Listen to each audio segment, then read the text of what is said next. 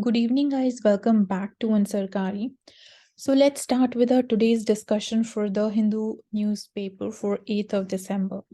So the first news article is about our economy. So it is saying that, as we all know, that RBI has been adopting the contractionary monetary policy. So it once again raises the repo rate by 35 basis points.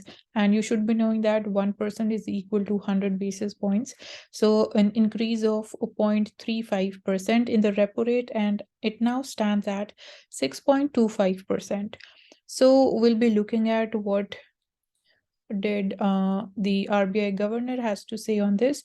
So he said that given the worldwide slowdown, our India's growth is going to slow down in the coming year ahead to around 6.8%.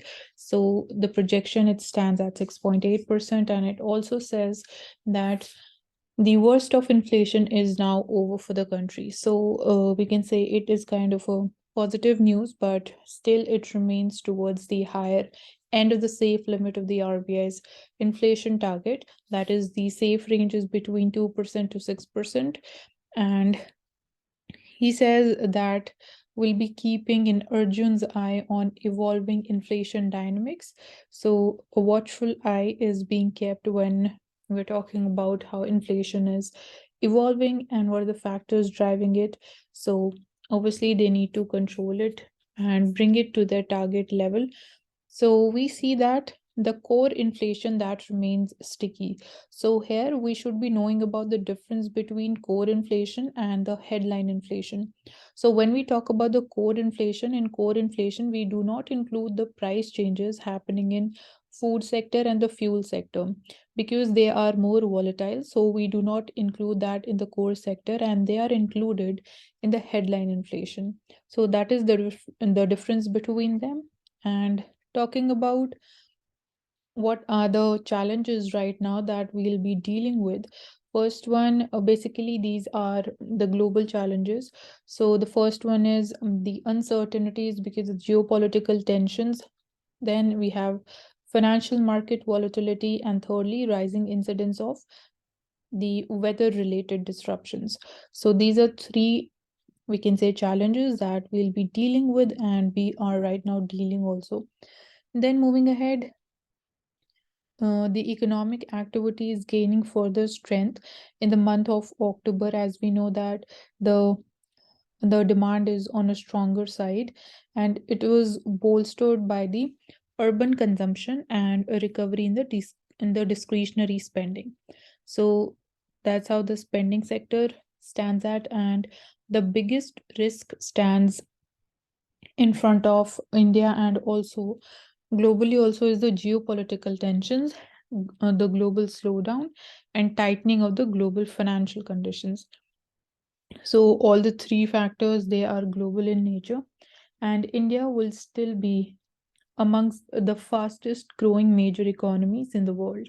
Despite all the present situation, the challenges that we have, given we have strong macroeconomic fundamentals, and obviously our economy is resilient to such external impacts. However, there are certain impact in smaller amounts, but we are not too much impacted because of them. Then you can read this highlighted portion yourself. So let's move ahead.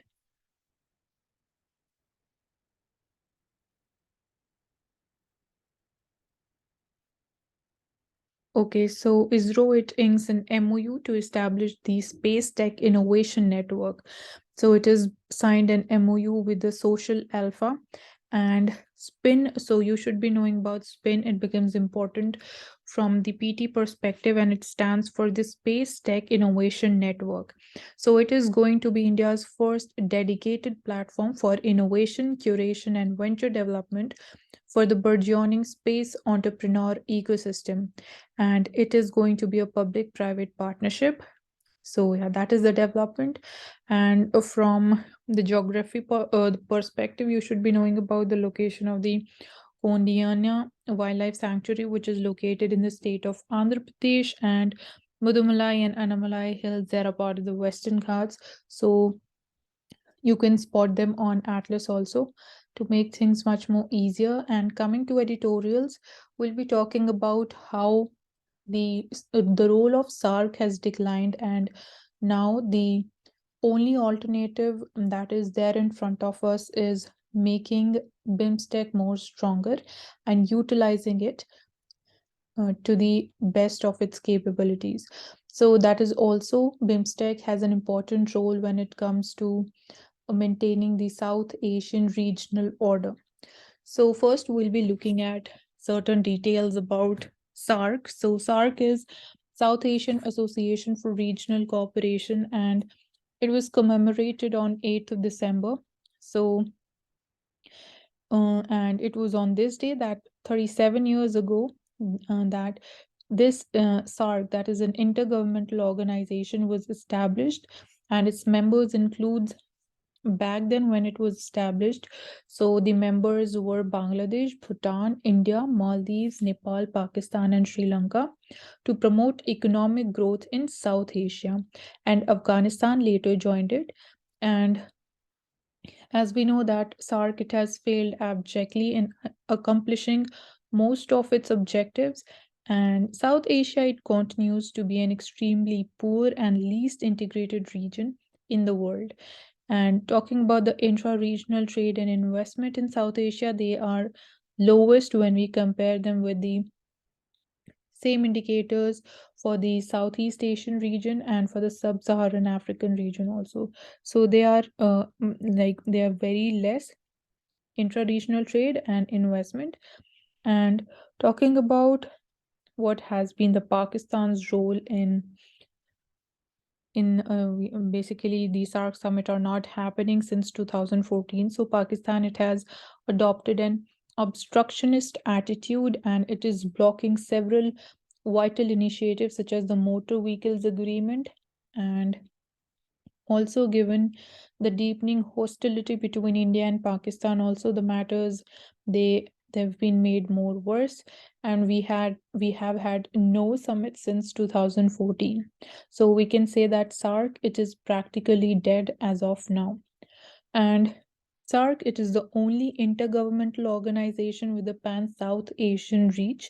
But India in the last few years, it has been looking at SARC through the lens of Pakistan, and consequently there's been deterioration in the India-Pakistan relations also. So that has also coincided with the incapacitation of SARC. So a weakened SARC, it also means heightened instability in other promising regional institutions, such as the South Asian University also. And talking about the new narrative, talking about the present times. So the new narrative is talking about the South Asia is that India can successfully use the instrument of bilateralism or regionalism to pursue its interest. But being said this, we cannot replace bilateralism with the benefits that regionalism has. So we can say that bilateralism can at best complement, but it cannot substitute the regional or the multilateral efforts. And regionalism, it has brought immense success when we talk about East Asia and Africa. So our focus, it also needs to be more on regionalism also, and also obviously we are working upon signing free trade agreements with different countries, so we are strengthening our bilateral relationships also. Then talking about how now BIMSTEC can play an important role. So the next best scenario that is present in front of us is strengthening BIMSTEC, that is Bay of Bengal Initiative for Multi-Sectoral Technical and Economic Cooperation, which is again an intergovernmental organization. It was established in 1997, and its members includes Bangladesh, Bhutan, Nepal, India, and Sri Lanka, and two ASEAN countries, which are Myanmar and Thailand. So these, you should be knowing the members also, the year in which it was formed, and these facts become important from the prelims perspective. And Pakistan is not a member of BIMSTEC, so you need to remember this as well. And in recent years, we look that India seems to have moved its diplomatic energy away from SARC to BIMSTEC, because BIMSTEC is the only option when we talk about strengthening the intra-regional trade in South Asia and increasing our investments. So this has resulted in BIMSTEC after 25 years signing its charter earlier in 2022 itself. And its charter, it is different and better from that of SARC. So Article 6 of the charter of the BIMSTEC, it talks about the admission of new members to the group. This paves the way for the admission of countries such as Maldives, which are currently not a part of BIMSTEC, but they still have the opportunity to join BIMSTEC. And when we compare the BIMSTEC charter with that of ASEAN charter, so ASEAN charter is much more better than the charter of BIMSTEC. And the missing element that is there in BIMSTEC's charter is that it does not contain the flexible participation scheme of the kind that is present in the ASEAN Charter. And that flexible scheme is known as the ASEAN minus X formula, which means allowing two or more ASEAN members to initiate negotiations for economic commitments. So that is one flexibility that is present with the members of ASEAN. And any two countries, they can initiate negotiations for strengthening their economic commitments. And obviously, it would lead to more strengthening of the ASEAN grouping. So if we include such a flexible scheme even in BIMSTEC charter, then definitely that is also going to help strengthen BIMSTEC also. And India needs to bring this point to the forefront.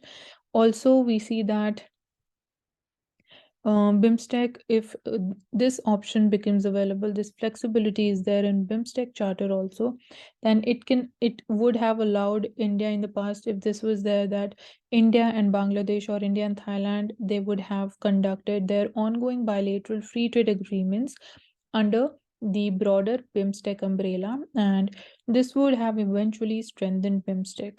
So that is the idea, and this is the missing element which can be added when we talk about strengthening BIMSTEC in order to maintain a stronger and peaceful South Asian regional order.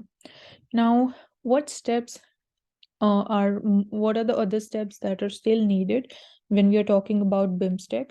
So BIMSTEC, it should not end up as another SARC, and a high quality FTA offering deep economic integration would be an ideal step as of now. So I'll repeat, a high quality free trade agreement offering deep economic integration. Basically, it is again talking about the flexibility that is there in the ASEAN Charter, and India should explore legal ways to move successful SARC institutions such as the South Asian University to BIMSTEC, because right now SARC is not functioning. It is almost, you can say, it is practically dead. So the institutions or the initiatives which are successfully working right now and which were, you can say, a product of SARC, they now needs to be shifted to BIMSTEC in order to ensure their sustainable functioning. So that was the entire details about SARC and the role of BIMSTEC. And this is very important from both prelims and mains perspective.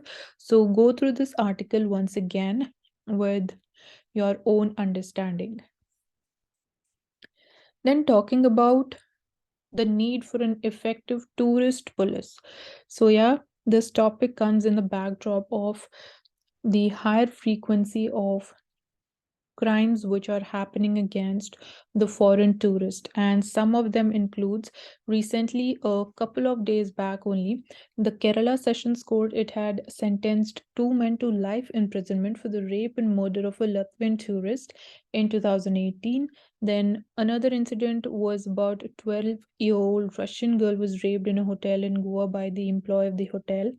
An Iraqi couple was staying in hotel in Gurugram for the treatment of the husband in the Medanta hospital was robbed of $15,000. So there are several crimes which are happening against the foreign tourist, and this is definitely going to dent India's image globally, but it could also adversely affect the inflow of foreign tourists, which is a vital source of income for India. So that can obviously obviously be one of the repercussions. And tourism, it happens to be one of the biggest foreign exchange earners for India also. So tourism sector, obviously it is vital and it is important for India's economic growth. And there is a pressing need to upgrade our security systems, especially to provide a flawless security blanket cover to the foreign tourist. Then recently, Ministry of Tourism, in collaboration with the Bureau of Police Research and Development, it organized a conference, and it was organized with a view to sensitize the specific requirements of the tourists for effective implementation of uniform tourist police scheme at pan-India level. So again, it was focusing upon the need and what should be the features, what should be the way of working of the tourist police at pan India level. And from PT perspective, find out more about the Bureau of Police Research and Development, and whether it's a statutory body or a constitutional body. So yeah, like you need to find out more about it. And there are certain states who right now they have this provision of tourist police, which includes Uttar Pradesh, Madhya Pradesh, Delhi, Goa, Rajasthan, and Kerala. So, talking more about the tourist police scheme, the BPRD, it has brought out a booklet on tourist police scheme detailing the mode of setting up the tourist police stations. We need to come up with control rooms, outposts, uniforms, recruitment qualifications, and training, and likewise. So all these things are mentioned in detailed format in the booklet. And as many as 25 popular tourist spots they have been identified in the country where the tourist police necessarily needs to be deployed. And we see that theft is the most common crime that is committed against the foreigners, and all criminals in and around the tourist spots they need to be identified and kept under constant surveillance. So these are certain steps which are mentioned, that definitely needs to be taken so as to safeguard the interest, the security of the foreign tourists who are visiting India. And as we know that we follow the principle of Atithi Devo Bhavo and Vasudev Kutumbakam. So definitely we need to ensure their security. And also talking about the cases that are filed involving the foreign tourist, we need to ensure that fast track courts they should be set up immediately and to try the cases of crime against foreigners in like as quickly as possible.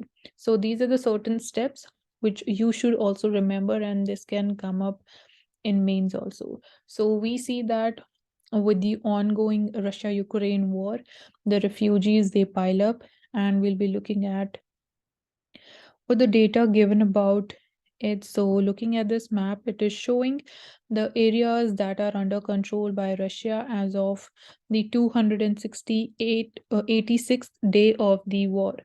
So you are seeing these all these orange regions, they are under the control of Russia, and these are part of Ukraine. So you can read out about the different locations from this map.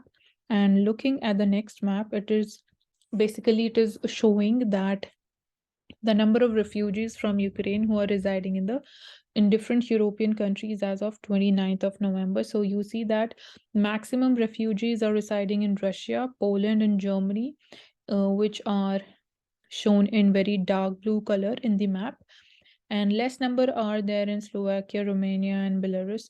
So you can see that more people they are now shifting to countries in Europe, and they've also shifted to Russia, Kazakhstan, and Switzerland, France, Spain. So that's how people are shifting there. And looking at that, what are the future intentions of the Ukrainian refugees? So they wish to say 63% of the refugees they wish to stay in the host country, that is in Ukraine. They want to come back and reside and live in Ukraine. Then what was the employment status of the refugees before leaving Ukraine? 73% of the refugees they were employed. So definitely their livelihoods have been they have been majorly impacted because of this war. And next is showing the educational level of the displaced refugees. So 46% of them were university students, 29% of them were practicing vocational training. And you can see that obviously students' lives have also been impacted, their education have been impacted very heavily. So let's move ahead. As we have talked about this topic a lot of number of times, it is showing that the import of coal by the power sector, it sees a significant increase. So we have talked about clean coal, we have talked about the lack of modern technology in India, because we have enough of coal reserves, but we lack in technology, and that's why the extraction cost is higher. And because of that, we have to import coal, and obviously there is no clear substitute, no substitute for coal. So that's why our dependence on coal is going to increase. And in that context, we need to focus more upon cleaner coal, and that is the solution right now in front of us. Instead of directly saying that we need to curb the use of coal, we need an alternative for that first. So that is the thing when we're talking about coal. And we have also talked about NJAC, the collegium system, a lot of times. But in this article, we'll be looking at some new details which we have not covered before. So you should be knowing that Article 124 to 17 of the Constitution, they deal with the appointment of judges to the Supreme Court and High Courts. Then Article 124 Clause 2, it states that every judge of the Supreme Court shall be appointed by the President after consultation with the judges of the Supreme Court and the High Courts. Then with the as we know that NJAC, it was struck down by Supreme Court in 2015. So NJAC law, when it came up, it also came up, or we can say it introduced 3 new articles. So those articles were Article 124A, which created the NJC as a constitutional body, which was to replace the collegium system. Then the second article was 124B, which conferred the NJC with the power to make appointments to the courts, and Article 124C, which accorded express authority to the Parliament to make laws regulating the manner of the NJC's functioning. And also, NJC was given veto powers, under which, if any 2 members of NJC who did not agree with the decision, they can exercise their veto power. And now we'll be looking at what were the bases on which the Supreme Court struck down NJC. So basically, the Supreme Court Advocates on Record Association, they filed a plea challenging the provisions of the NJAC, and NJAC, they said that they argued that the creation of NJAC took away the primacy of the collective opinion of the Chief Justice of India and the 2 senior-most judges of the Supreme Court of India, as their collective recommendation could be vetoed or suspended by majority of 3 non-judge members, which were to be a part of NJAC. And this was the first basis. And the second argument was that it invoked the second judge's case of 1993 to say that CGI primacy had to be protected. And it also stated that the amendment severely damaged the basic structure of the Constitution, of which the independence of judiciary in appointing the judges was an integral part. So these were 3 bases on the basis of which NJC was challenged, and hence it was struck down by the Supreme Court in 2015. And talking about the debate around the conjugal visits for prisoners, and this topic is in news because the state of Punjab, it has furthered this cause of right to life and personal liberty of prisoners by allowing the conjugal visits for inmates. So we'll be looking at what are these conjugal rights when we talk about them in context with the prisoners. So it is believed that giving conjugal rights to the prisoners, it will lead to strengthening of the matrimonial bonds, and secondly, it will ensure good conduct of prisoners. So we'll be looking at what are conjugal rights. So these are the rights which are created by marriage. That is the right of the husband or the wife to the company of their spouse. So it's a right, and in the next context, in the context of the prisoners, this the meaning of this right is that the conjugal visits refers to the concept of allowing a prisoner to spend some time in privacy with his spouse within the precincts of a jail. And as we said that obviously they are believed to have positive impacts in the form of psychological health benefits for prisoners, preservation of marital ties, and reduction in the rates of homosexuality and sexual aggression within prisons. So these are some expected benefits out of conferring the conjugal rights to the prisoners. And it's also argued that conjugal visits, they are a fundamental right of the spouses of the prisoners, and prisoner rights, they are internationally recognized under several international conventions, which you should remember. So they are United Nations Standard Minimum Rules for the Treatment of Prisoners, the Universal Declaration of Human Rights, and the International Covenant on Civil and Political Rights.